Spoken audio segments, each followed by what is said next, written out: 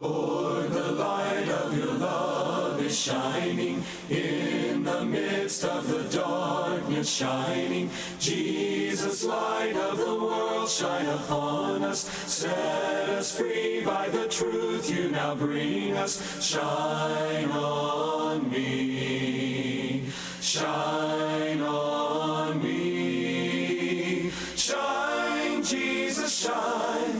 Fill this land with the Father's glory. Blaze, Spirit, blaze. Set our hearts on fire.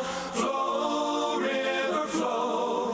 Flood the nations with grace and mercy. Send forth your word, Lord, and let there be light. Good morning and welcome to another episode of Let the Bible Speak. My name is Alex Meredith. I'm a minister for the Marquette Church of Christ. Glad to be with you this morning and to allow you to have me speak with you for here in the next half hour. We're going to be talking today about hate and really how to respond to hate. I think that's something a lot of us really are trying to figure out how to deal with right now. We're receiving messages all the time from every which direction, not all of them friendly.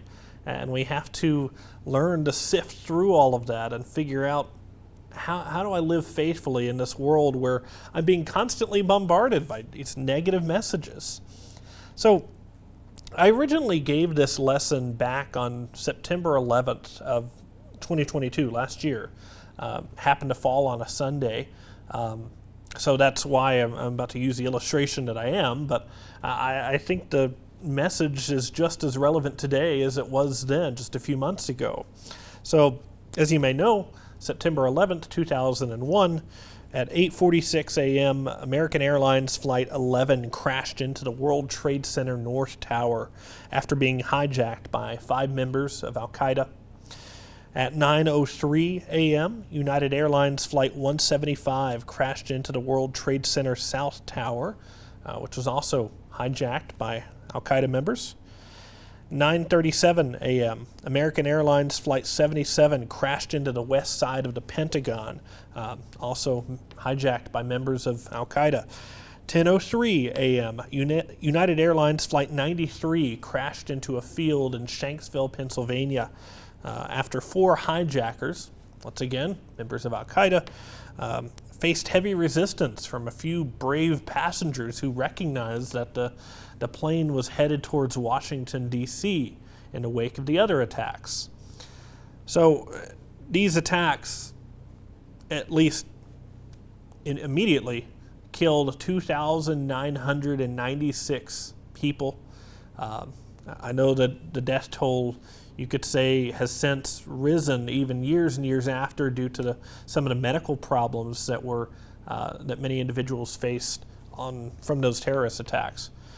So about 3,000 people killed. That included 343 firefighters, 72 law enforcement officers, and these attacks really shocked and rocked the world, right? I mean, people were just appalled that something like this could happen. You probably remember where you were and what it was like seeing and hearing that news on that fateful morning. I was quite young. I think I was around 5 years old at the time, and I still remember television coming on and seeing what was going on and being shocked at that. Even at 5 years old, I still remember that. And this was a vicious attack on our country, politically speaking, no doubt about that. But it was also an attack on our religion. Al-Qaeda itself is a small extremist sect of Islam. To be clear, all of Islam is not like this.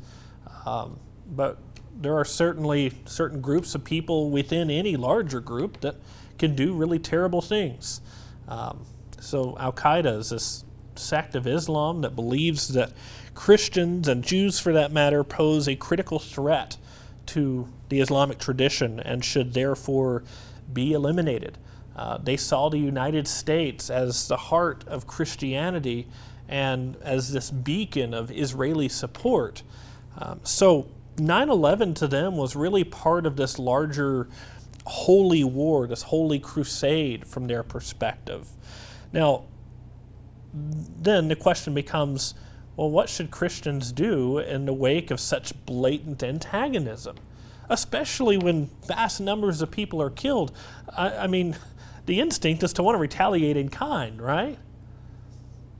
Certainly is. And that was the big question following 9/11 of what do we do? And a lot of that question was a political question. What does the United States do? How do we respond? But I think we need to think about that on an individual level too.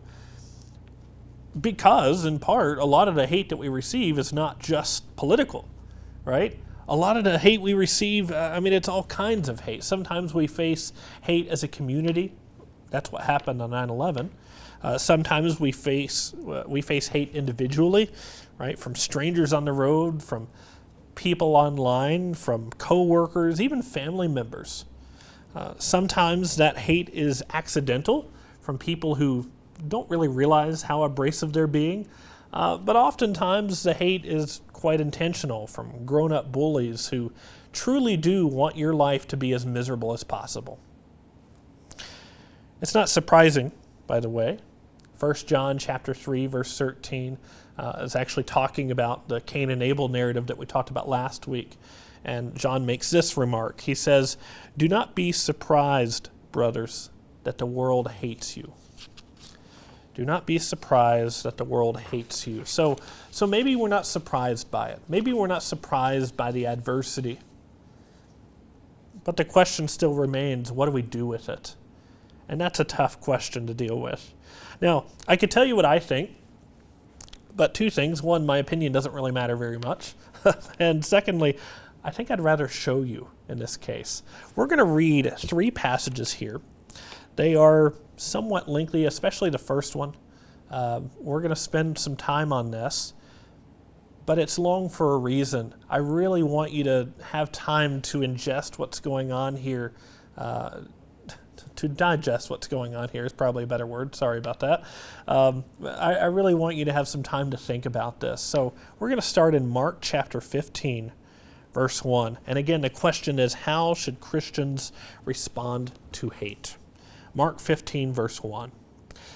"And as soon as it was morning, the chief priests held a consultation with the elders and scribes and the whole council, and they bound Jesus and led him away and delivered him over to Pilate. And Pilate asked him, 'Are you the king of the Jews?' And he answered him, 'You have said so.' And the chief priests accused him of many things. And Pilate again asked him, 'Have you no answer to make? See how many charges they bring against you.' But Jesus made no further answer, so that Pilate was amazed. Now, at the feast, he used to release for them one prisoner for whom they asked. And among the rebels in prison who had committed murder in the insurrection, there was a man called Barabbas. And the crowd came up and began to ask Pilate to do as he usually did for them. And he answered them, saying, 'Do you want me to release for you the king of the Jews?' For he perceived that it was out of envy that the chief priests had delivered him up. But the chief priests stirred up the crowd to have him release for them Barabbas instead. And Pilate again said to them, 'Then what shall I do with the man you call the king of the Jews?' And they cried out again, 'Crucify him!' And Pilate said to them, 'Why? What evil has he done?' But they shouted all the more, 'Crucify him!' So Pilate, wishing to satisfy the crowd, released for them Barabbas, and having scourged Jesus, he delivered him to be crucified. And the soldiers led him away inside the palace, that is the governor's headquarters, and they called together the whole battalion. And they clothed him in a purple cloak, and twisting together a crown of thorns, they put it on him, and they began to salute him, 'Hail, King of the Jews!' And they were striking his head with a reed, and spitting on him, and kneeling down in homage to him. And when they had mocked him, they stripped him of the purple cloak, and put his own clothes on him, and they led him out to crucify him. And they compelled a passerby, Simon of Cyrene, who was coming in from the country, the father of Alexander and Rufus, to carry his cross. And they brought him to the place called Golgotha, which means place of the skull. And they offered him wine mixed with myrrh, but he did not take it. And they crucified him and divided his garments among them, casting lots for them, to decide what each should take. And it was the third hour when they crucified him. And the inscription of the charge against him read, "The King of the Jews." And with him they crucified two robbers, one on his right and one on his left. And those who passed by derided him, wagging their heads and saying, "Ha! You who would destroy the temple in 3 days and rebuild it, save yourself and come down from the cross." So also the chief priests with the scribes mocked him to one another, saying, "He saved others, he cannot save himself. Let the Christ, the King of Israel, come down now from the cross that we may see and believe." Those who were crucified with him also reviled him. And when the 6th hour had come, there was darkness over the whole land until the 9th hour. And at the 9th hour, Jesus cried out with a loud voice, "Eloi, Eloi, lama sabachthani," which means, my God, why have you forsaken me?" And some of the bystanders hearing it said, "Behold, he is calling Elijah." And someone ran and filled a sponge with sour wine, put it on a reed and gave it to him to drink, saying, "Wait, let us see whether Elijah will come and take him down." And Jesus uttered a loud cry and breathed his last. So we see what Jesus does in the face of tremendous adversity, mockery, violence done to him unjustly. This is from Isaiah 53, starting in verse 3.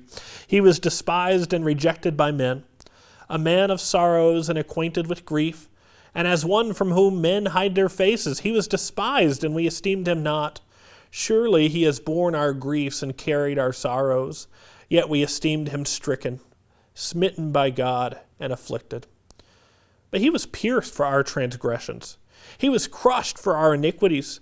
Upon him was the chastisement that brought us peace, and with his wounds we are healed. And we like sheep have gone astray, we have turned every one to his own way, and the Lord has laid on him the iniquity of us all. He was oppressed, and he was afflicted, yet he opened not his mouth, like a lamb that is led to the slaughter. And like a sheep that before its shearers is silent, so he opened not his mouth. By oppression and judgment he was taken away. And as for his generation, who considered that he was cut off out of the land of the living, stricken for the transgression of my people. And they made his grave with the wicked, and with a rich man in his death, although he had done no violence, and there was no deceit in his mouth." And then finally, from 1 Peter chapter 2, verses 22 through 25. "He committed no sin, neither was deceit found in his mouth. When he was reviled, he did not revile in return. When he suffered, he did not threaten, but continued entrusting himself to him who judges justly. He himself bore our sins in his body on the tree, that we might die to sin and live to righteousness. By his wounds you have been healed. For you were straying like sheep, but have now returned to the shepherd and overseer of your souls." Earlier in that same passage, Peter says that it's a grace of God to suffer unjustly. And that Jesus, in dying on the cross in the way that he did, he actually set an example for us. He set an example about how to respond to evil, right? He set an example showing us how we respond to hate. And so we think about his example. And I put that up against a typical kind of advice that I hear from, I guess you could call it, the world. And what I typically hear comes in one of two forms normally. Typically, in the wake of hate, we're told, number one, you can retaliate, right? Fight fire with fire. That's the only way to win. Become the bigger beast. Secondly, is to escape, right? You hear a lot of things about removing the toxic people from your life. But you look at Jesus' example, and he didn't do either of those things, right? He doesn't escape. It's sort of ironic that people are sitting there mocking him, and he's being accused of this, that, and the other. Not only does he not retaliate, but he could have just left. Presumably, he had the power to leave, right? But even from the beginning of his ministry, he was committed to go to the place where he knew he would be rejected, where he knew he was going to suffer. This is from Luke chapter 13, verse 33. Back in chapter 9 of Luke, by the way, he had said that he had set his face to Jerusalem. Now in Luke 13:33, he says this, I must go on my way today and tomorrow and the day following, for it cannot be that a prophet should perish away from Jerusalem. He knew exactly what he was getting into, and he went voluntarily to that place towards the very people who would hate him. John chapter 1, verse 11, he came to his own, and his people did not receive him. He certainly didn't escape. He voluntarily went to the place where he knew he'd be hated. He didn't retaliate. You may have heard the song, he could have called 10,000 angels to destroy the world and set him free. That's not based on any particular scripture. We're not told that Jesus even considered that. But I think the concept proves true in Scripture. We're told in Philippians chapter 2, verses 6 and 7, that he was in the form of God. It says, though he was in the form of God, he did not count equality with God a thing to be grasped, but emptied himself by taking the form of a servant. Can you imagine how hard it would have been to resist retaliating? You know, you're sitting there being mocked by people who, ironically, are telling you things that are true, but they think it's untrue. I mean, the whole crucifixion scene, in some sense, is kind of infuriating. It's almost like when you watch a movie and they have this whole dramatic irony set up, and you know what's going on, but they don't know what's going on, and you're like, well, why don't you just get it? Why don't you understand? And here the Roman soldiers are mocking Jesus, saying, "Hail, the King of the Jews!" Well, he is, and not only of the Jews, but of the whole universe, right? Can you imagine how hard it must have been for Jesus to resist retaliating and showing them, well, I'll show you? I know that would have been really hard for me, right? But instead, we see him choosing to love. Though he was in the form of God, he did not count equality with God something to be grasped, but instead emptied himself, taking on the form of a servant. Luke chapter 23, verse 34, you had that famous phrase in there, Father, forgive them. Father, forgive them. They know not what they do. He could have retaliated, he could have escaped, but he didn't escape, and he chose to love. So this is the Jesus model, you might call it. When faced with hate, you have the Jesus model, which is essentially keep the haters around and keep loving them. And that's really remarkable. You know, think about it.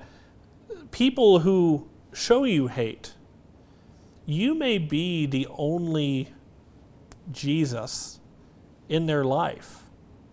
And if you run away from that, if you just escape, if you just leave, where are they going to see him? How are they going to come to know him?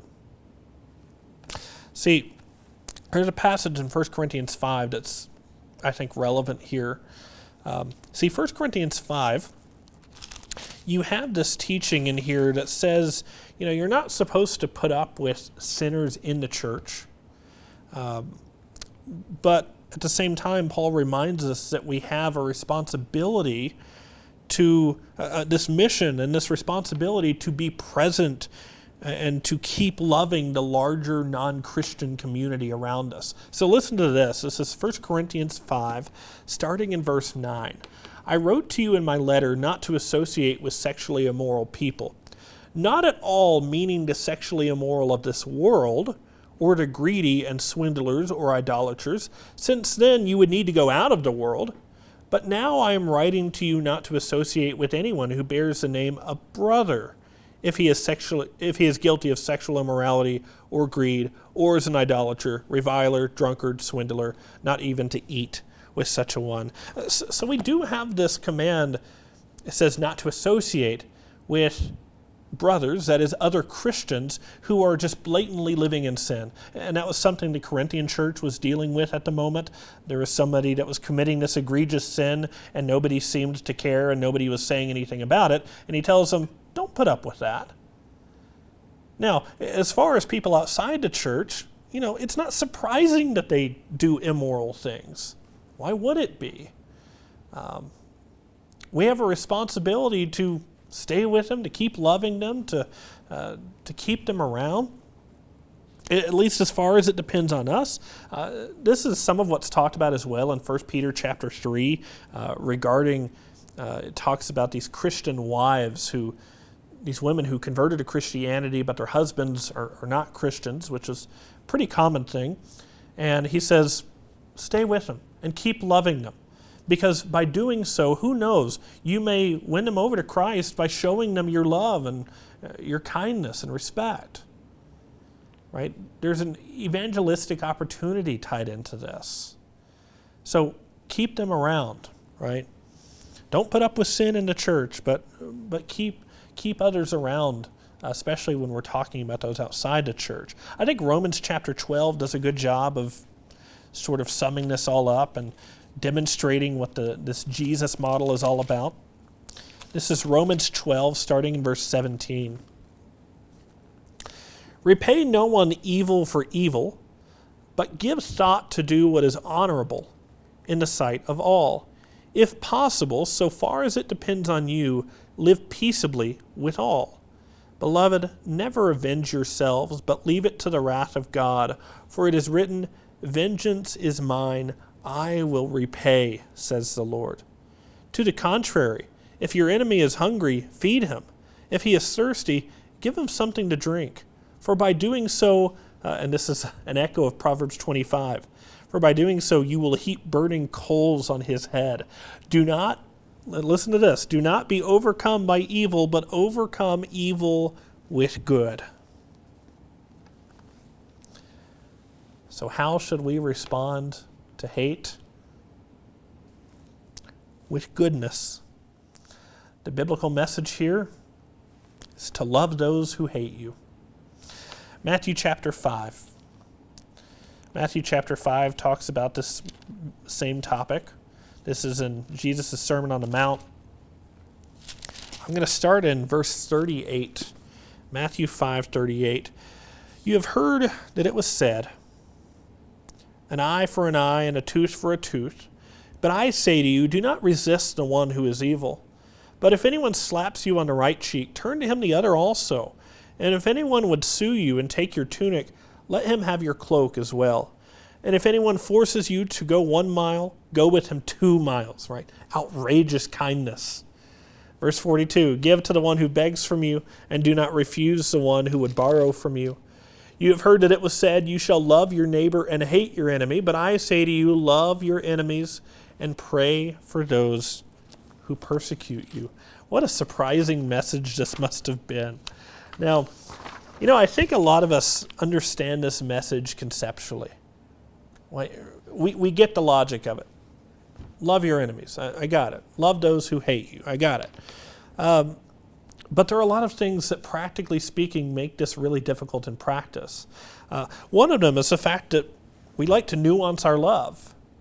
Right? We like to say, I'll only do X if they do Y. I'll only do this if they do that. Right? God's love isn't nuanced. It is relentless.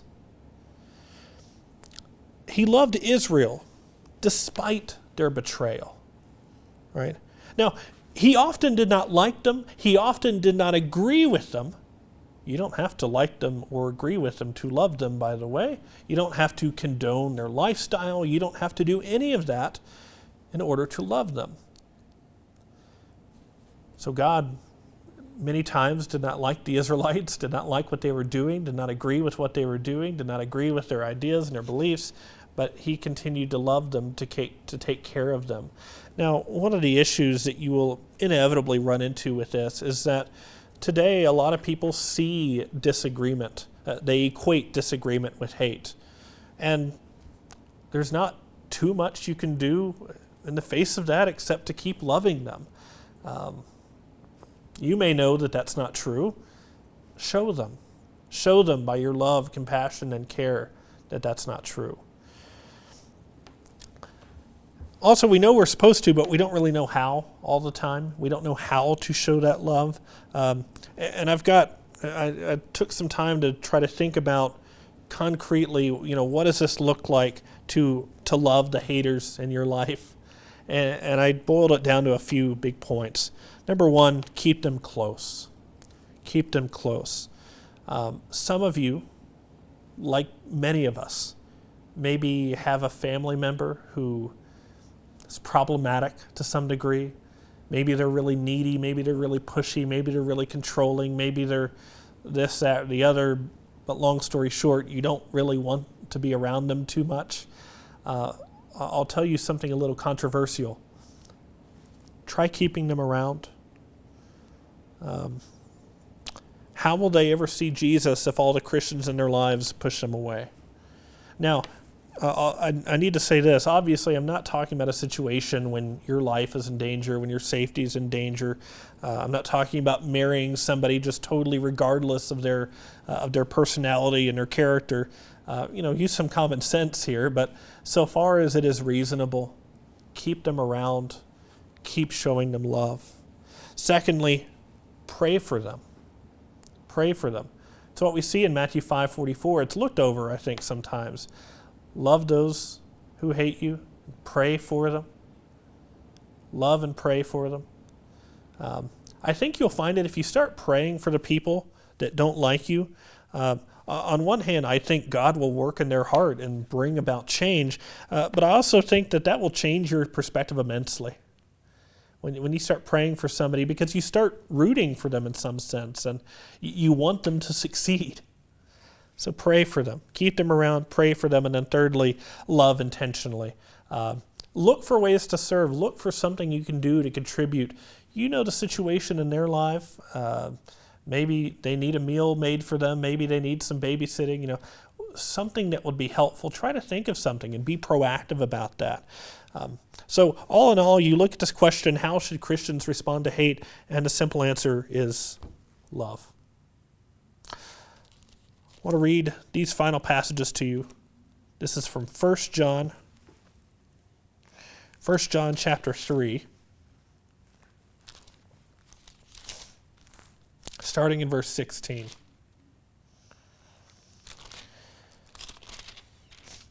Here we go. By this we know love, that he laid down his life for us, and we ought to lay down our lives for the brothers. But if anyone has the world's goods and sees his brother in need, yet closes his heart against him, how does God's love abide in him? Little children, let us not love in word or talk, but in deed and in truth. What a powerful message that is. How much time do we have left? I'm trying to listen in to people running the show here. I don't know. Well, in any case, I think last I heard we had about a minute left. I hope that all is well, and may you have a wonderful week. God bless. The Father's glory blaze, Spirit blaze, set our hearts on fire. Flow, river flow, flood the nations with grace and mercy. Send